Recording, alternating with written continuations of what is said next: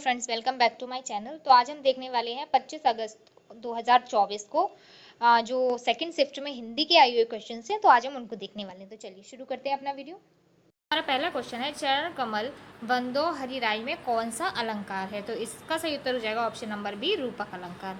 अगला प्रश्न है, निम्न में से कौन सा शब्द गौ का अर्थ नहीं है? तो गौ का अर्थ जो है वो नहीं हो जाएगा ऑप्शन नंबर सी, गज।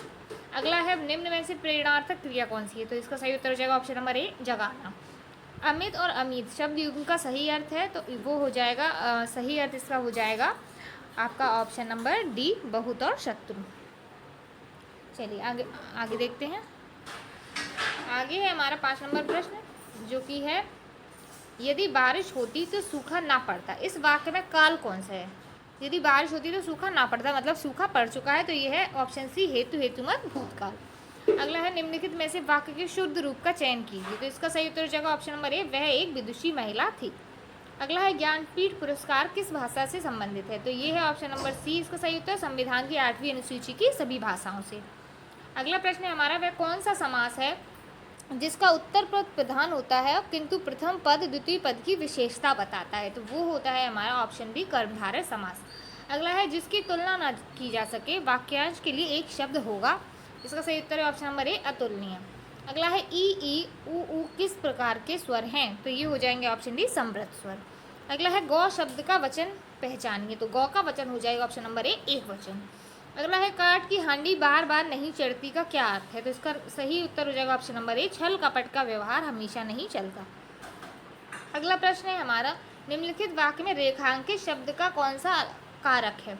अनुज की किताब मेज पर है, तो अनुज की किताब, तो जो की हो जाएगा वो हो जाएगा संबंध कारक। अगला है, मंदिर और मंदिरा युग्म का उपयुक्त अर्थ, तो उसका उपयुक्त अर्थ हो जाएगा ऑप्शन सी, देवालय और अश्वशाला। आगे बढ़ते हैं।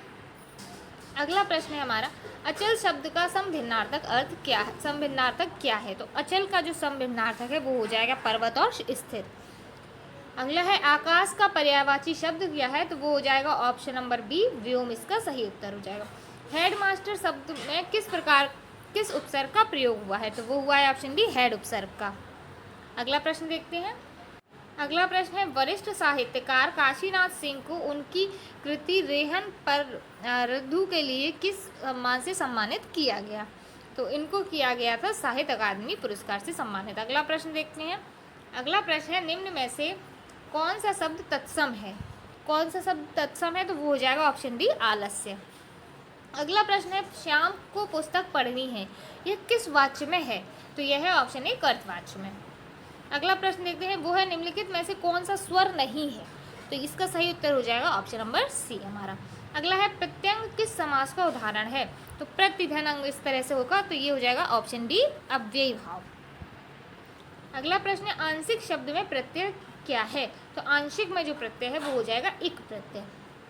अगला प्रश्न है, यामा के रचयिता, तो ये तो बहुत ही फेमस बुक है, तो फेमस रचना है, तो इसके रचयिता हो जाएंगे महादेवी वर्मा। अगला है, प्रेरणा स्टूडियो जाएगी, मैं काल का भेद बताइए। प्रेरणा स्टूडियो जाएगी, तो ये हो जाएगा सामान्य भविष्यकाल। ऑप्शन ए इसका सही उत्तर हो जाएगा। निम्नलिखित में से कौन सा शब्द स्त्रीलिंग है? तो स्त्रीलिंग शब्द हो जाएगा ऑप्शन सी, आय। अगला देख लेते हैं, ये है, कल कानन कुंडल मोर पखा उर्पे वनमाल विराजित है। तो इस काव्य पंक्ति में कौन सा अलंकार है? तो का वर्ण जो है बार बार आ रहा है, तो इसमें हो जाएगा अनुप्रास अलंकार। चलिए अगला प्रश्न देख लेते हैं, अर्ध विराम चिन्ह कौन सा है? तो वो हो जाएगा ऑप्शन नंबर सी, इसका सही उत्तर हो जाएगा। अगला प्रश्न है, कौन सा वाक्य शुद्ध है? तो जो शुद्ध वाक्य है वो है ऑप्शन डी, गलियों को चौड़ा करना आवश्यक है। अगला प्रश्न देख लेते हैं, कामायनी के रचनाकार, तो वो हो जाएंगे ऑप्शन डी, जयशंकर प्रसाद। अरे उसने तो कमाल कर दिया, वाक्य ये कौन सा है? तो इसमें ये चिन्ह से ही आप समझ सकते हैं, यह है विस्मयवाचक। अगला प्रश्न है, मौन का विलोम शब्द है, तो मौन का विलोम हो जाएगा ऑप्शन डी, मुखर। ये देखिए, ये गद्यांश दिया गया है जिसको आप लोग आराम से पढ़ सकते हैं। तो चलिए एक एक करके इसके प्रश्नों पर आते हैं। पहला प्रश्न है, गद्यांश के अनुसार अपने सपनों को साकार करने के लिए हमें क्या करना होगा? तो हमें क्या करना होगा अपने सपनों को साकार करने के लिए? तो इसका सही उत्तर ऑप्शन सी, कठिन परिश्रम करना होगा। गद्यांशकार की पीढ़ी के सबसे महान व्यक्ति की क्या महत्वाकांक्षा रही? तो वो रही ऑप्शन सी, हर एक आंख से आंसू मिटाना। भविष्य भारतवासियों के लिए निरंतर प्रयास करने का है। ऑप्शन ए इसका सही उत्तर हो जाएगा, भारत ने अपनी अंतहीन खोज के दौरान क्या विस्मृत नहीं किया। तो वो क्या नहीं किया, वो किया है अपने आदर्श विस्मृत नहीं किए। चलिए, भारत की सेवा का तात्पर्य निम्न में से क्या नहीं है। तो इसमें है अपने नेताओं की सेवा करना नहीं है। श्रीलंका